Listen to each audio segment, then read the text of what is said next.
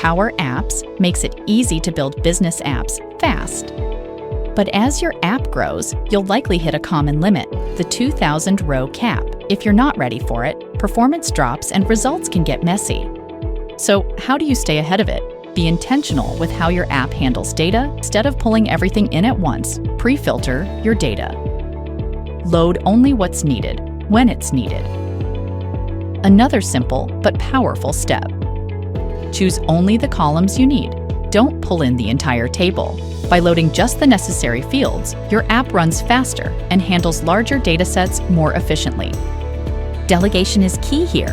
It pushes data processing back to sources like SharePoint or Dataverse. Stick to delegable functions, use the right connectors, and keep an eye on those delegation warnings during build.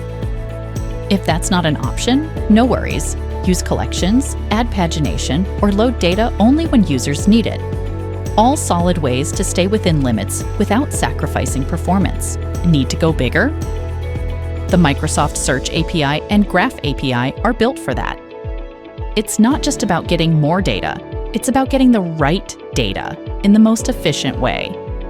Setting it up takes a few extra steps, like using JSON queries and HTTP calls, but once configured, your app is ready to work with enterprise-level data, smoothly and reliably.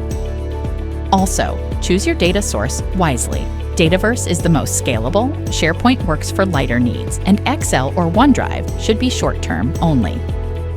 Once your app is live, keep monitoring performance. Power Apps Monitor helps you spot what's slowing things down and fix it before users feel it. At AVASOFT, we help you build Power Apps that scale, perform, and work with your data, not against it.